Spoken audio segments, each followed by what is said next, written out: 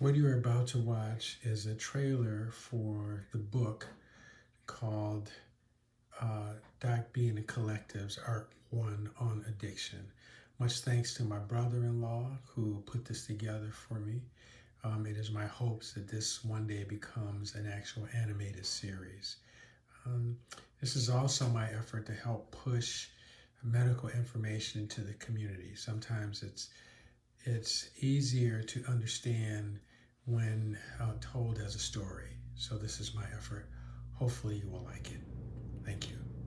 I should mention that there is also a soundtrack for the book, which you can find on iTunes as well as YouTube, which again you can find by searching Doc B and the Collectives as well. So it actually goes together with the book. I call the music intentional sensory architecture, and there'll be more on that in the future.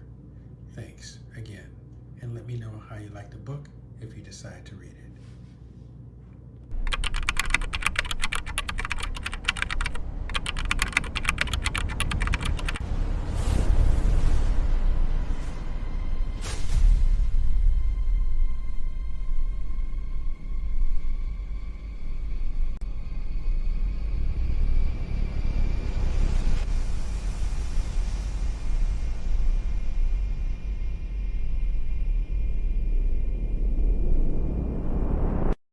I'm Marcus Washington, 44, from the East Side, a proud Detroit man.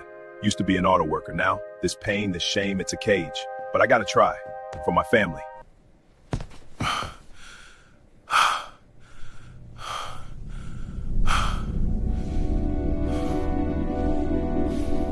Opioid addiction is not just a personal struggle, it's a family story.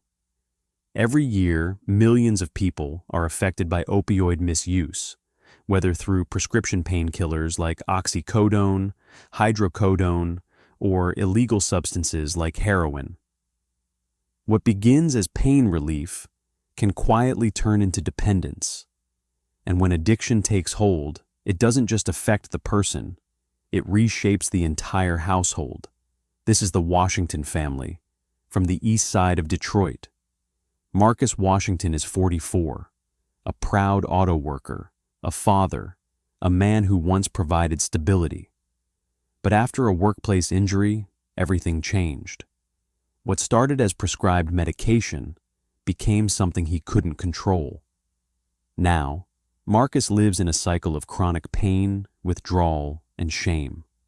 His body is always tense, his nervous system stuck in survival mode. He still loves his family deeply, but addiction has made him feel like a stranger in his own home. Diane Washington, 42, his wife, a strong woman, a leader in the Detroit public school system. Every day she shows up for others, but at home, she's running on empty.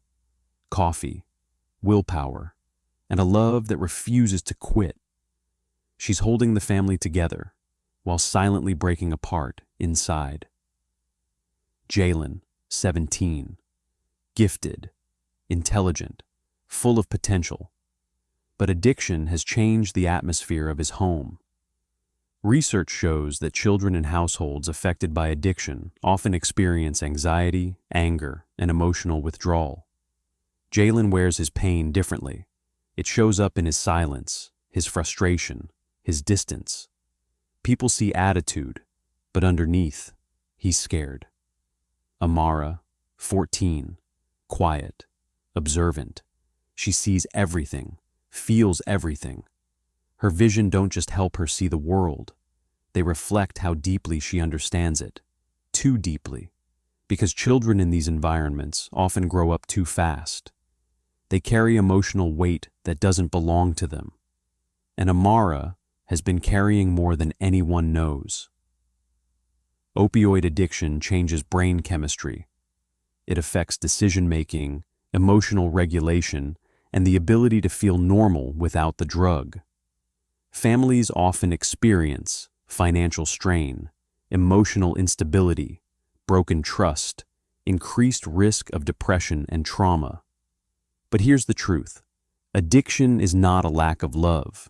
It's a disease, and recovery is possible. The Washington family is still standing, not perfect, not healed, but still fighting. Because behind every addiction is a family hoping for change, and behind every story like this is a chance for understanding, compassion, and healing.